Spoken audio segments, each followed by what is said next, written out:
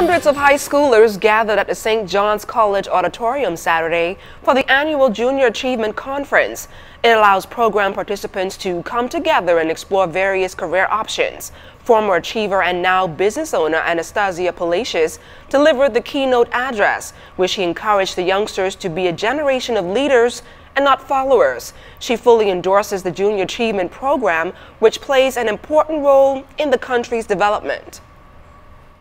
The students seemed excited. They seemed to believe that it was possible for them to do anything and to be able to be the change in the country that they wish to see. These youth innovators are very talented. The young lady that started Support the Puff was actually in the audience today. She is an achiever. There's also another young lady who's already had her own baking company and is on cooking shows. And I just highlighted both of them to show other achievers that it's already being done and it's still being possible. And they seem to receive it well. And so I hope that we'll begin to see a lot of people fixing it from here on in. Junior achievement is everything. Junior achievement is the reason that I'm standing here today. They first exposed me to what being an entrepreneur is. Because of Junior Achievement, I learned to develop my speaking skills, and that led to my work in communications and forming this company. They just give so many people opportunities. Students throughout the Bahamas were represented at Saturday's conference, with more than 100 coming out of Grand Bahama. Program Chairman Donald Glass says it's an event the achievers look forward to every year. JA's Vice Chairman Philip Simon is confident students would benefit from learning business principles. The achievers are able to network and get experiences because some of them have never been to Nassau before.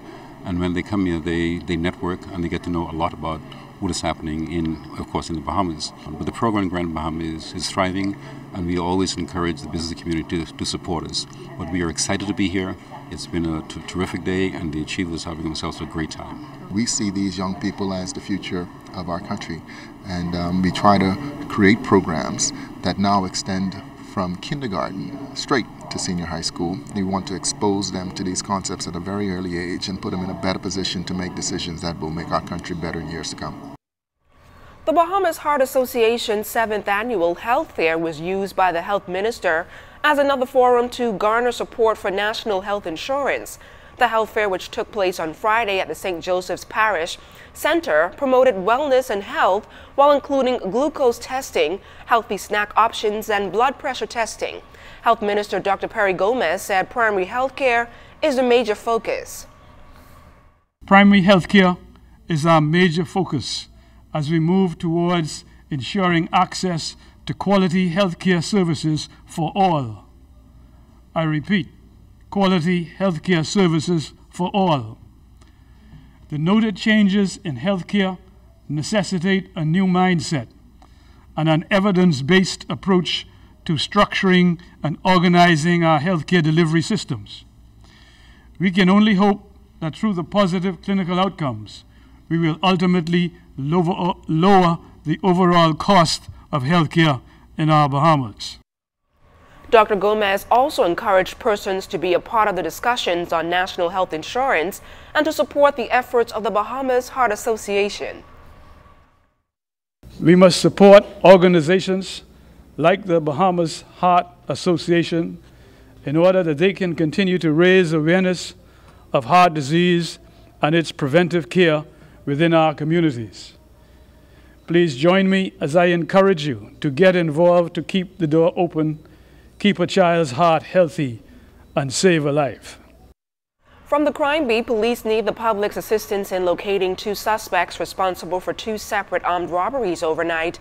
In the first incident, a man was driving a Honda Fit rental vehicle in Ridgeland Park around 2:30 a.m. when 2 men armed with sharp objects robbed him of a vehicle and sped off.